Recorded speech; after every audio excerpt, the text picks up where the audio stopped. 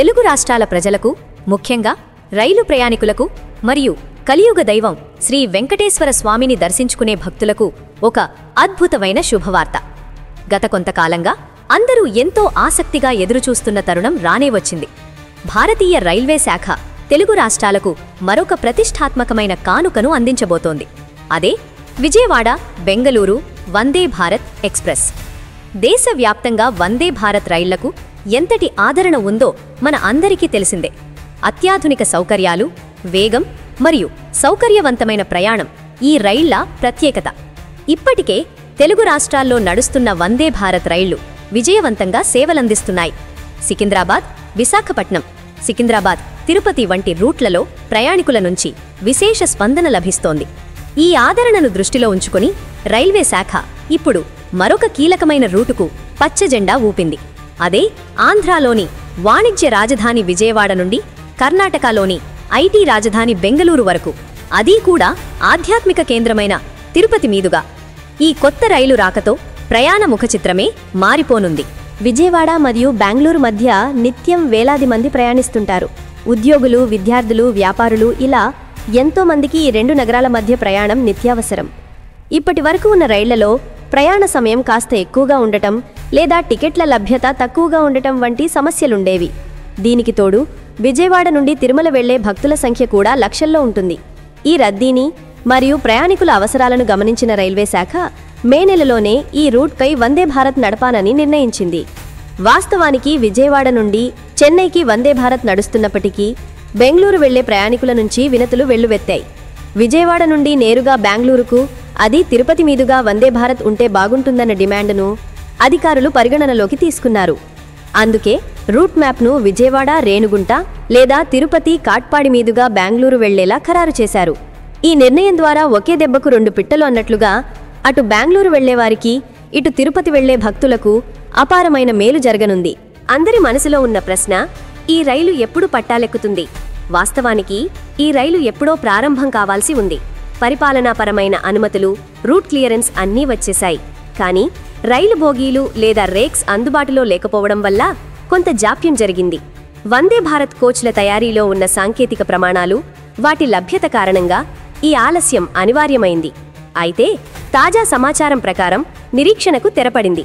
December 10వ తేదీన ఈ కొత్త వందే భారత్ రైలును పట్టాలెక్కించేందుకు రైల్వే శాఖ ముహూర్తం ఖరారు చేసింది. ఈ తేదీన అధికారికంగా రైలు ప్రారంభమైతే ఆ మరుసటి రోజు నుండే ప్రయాణికులకు సేవలు అందుబాటులోకి వచ్చే అవకాశం ఉంది. రైల్వే వర్గాల నుండి అందుతున్న సమాచారం ప్రకారం ఈసారి ఎటువంటి వాయిదాలు లేకుండా పక్కా ప్రణాళికతో రైలును అందుబాటులోకి తీసుకురావటానికి సన్నాహాలు జరుగుతున్నాయి. ఈ కొత్త వందే భారత్ రైలు యొక్క అతిపెద్ద హైలైట్ ఏంటంటే వేగం. ప్రస్తుతం విజయవాడ నుండి బెంగళూరు వెళ్లడానికి సాధారణ సూపర్ ఫాస్ట్ రైళ్లలో కనీసం 12 నుండి 13 గంటల సమయం పడుతుంది. కానీ ఈ కొత్త వందే భారత్ రైలు ద్వారా కేవలం 9 గంటల్లోనే మీరు బెంగళూరు చేరుకోవచ్చు. అంటే దాదాపు 3 గంటల విలువైన సమయం ఆదా అవుతుంది. ఈ 3 గంటల సమయం వ్యాపారులకు, సాఫ్ట్వేర్ ఉద్యోగులకు ఎంతో కీలకం. ఇక తిరుపతి వెళ్లే భక్తుల విషయానికి వస్తే ఇది నిజంగా ఒక వరం. విజయవాడలో ఉదయం బయలుదేరితే కేవలం 4 గంటల 30 నిమిషాల్లోనే తిరుపతి రైల్వే స్టేషన్లో దిగిపోవచ్చు.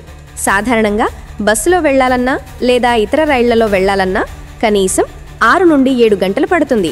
అలాంటిది కేవలం 4.5 గంటల్లో తిరుపతి చేరుకోవడం అంటే ఉదయం దర్శనం ప్లాన్ చేసుకునే వారికి ఇది ఎంతో సౌకర్యవంతంగా ఉంటుంది.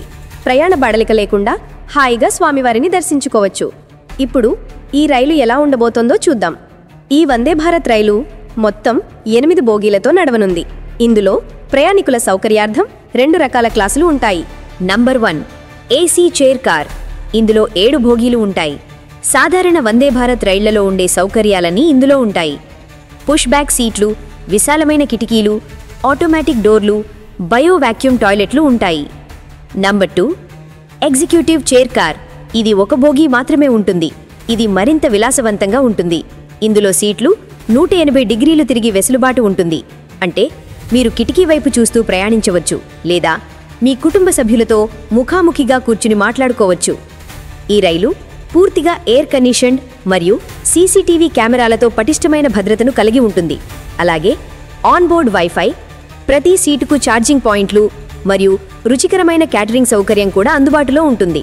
ఈ రైలు వారానికి 6 రోజులు మాత్రమే నడుస్తుంది. మంగళవారం ఒక్కరోజు దీనికి నిర్వహణ కోసం సెలవిచ్చారు. మిగతా అన్ని రోజుల్లో ఈ సర్వీస్ అందుబాటులో ఉంటుంది. ఇప్పుడు విజయవాడ నుండి బయలుదేరే 20711 నంబర్ రైలు షెడ్యూల్ను గమనిస్తే ఉదయం 5:15 ఈ రైలు విజయవాడ జంక్షన్ నుండి బయలుదేరుతుంది. కేవలం 24 నిమిషాల్లో అంటే 5:39 తెనాలి చేరుకుంటుంది. అక్కడి నుండి 6:28 ఒంగోలు చేరుకుంటుంది. ప్రకాశం జిల్లా వాసులకు ఇది మంచి కనెక్టివిటీ. ఉదయం 7:43 నెల్లూరు చేరుతుంది. ఇక్కడ బ్రేక్ఫాస్ట్ సమయం అవుతుంది. సరిగ్గా ఉదయం 9:45 ఈ రైలు తిరుపతి చేరుకుంటుంది. తిరుమల వెళ్లే భక్తులు ఇక్కడ దిగిపోవచ్చు. కేవలం 4.5 గంటల ప్రయాణం కాబట్టి మధ్యాహ్నానికి కొండపైకి చేరుకొని దర్శనం చేసుకోవచ్చు. 10:27 చిత్తూరు, 11:13 కాట్పాడి జంక్షన్కు చేరుకుంటుంది. తమిళనాడు వెళ్లేవారికి కూడా ఇది ఉపయోగపడుతుంది. మధ్యాహ్నం 1:38 కృష్ణరాజపురం చేరుతుంది. వైట్ ఫీల్డ్, మారతహళ్లి వంటి ఐటీ కారిడార్లలో పనిచేసేవారు ఇక్కడే దిగిపోవచ్చు. మధ్యాహ్నం 2:15 ఈ రైలు తన గమ్యస్థానమైన SMVT బెంగళూరుకు చేరుకుంటుంది. మధ్యాహ్నం 2:15 కల్లా బెంగళూరులో ఉంటారు కాబట్టి సాయంత్రం షిఫ్ట్ ఉద్యోగాలకు లేదా బిజినెస్ మీటింగ్స్కు హాజరవ్వడానికి ఇది అత్యంత అనుకూలమైన సమయం. అదే రోజు మధ్యాహ్నం ఈ రైలు విజయవాడకు తిరుగు ప్రయాణం అవుతుంది. దీని నంబర్ 20712. దీని షెడ్యూల్ గమనిస్తే మధ్యాహ్నం 2:45 SMVT బెంగళూరు నుండి బయలుదేరుతుంది. 2:58 కృష్ణరాజపురం, సాయంత్రం 5:23 కాట్పాడి, సాయంత్రం 5:49 చిత్తూరు, సాయంత్రం 6:55 తిరుపతికి చేరుకుంటుంది.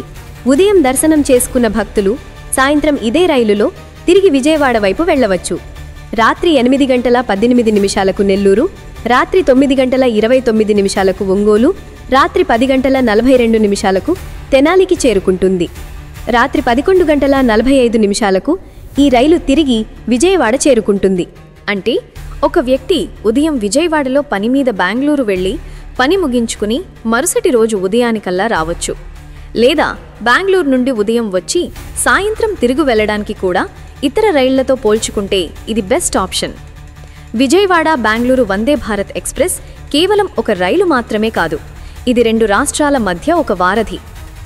డిసెంబర్ 10 నుండి అందుబాటులోకి రానున్న ఈ రైలు ప్రయాణికుల కష్టాలను తీర్చి వేగవంతమైన మరియు సురక్షితమైన ప్రయాణాన్ని అందిస్తుంది అనడంలో సందేహం లేదు. ముఖ్యంగా తిరుమల శ్రీవారి దర్శనానికి వెళ్లే భక్తులకు ఇది నిజంగానే గుడ్ న్యూస్. అలాగే బెంగళూరులో సాఫ్ట్వేర్ ఉద్యోగాలు చేసే మన తెలుగు బిడ్డలకు ఇంటికి రావడానికి ఇది ఒక శీఘ్ర మార్గం. టికెట్ బుకింగ్స్ త్వరలోనే IRCTCలో ప్రారంభం కానున్నాయి. కాబట్టి మీ ప్రయాణాలను ప్లాన్ చేసుకోండి మరియు ఈ అత్యాధునిక రైలు ప్రయాణ అనుభూతిని పొందండి.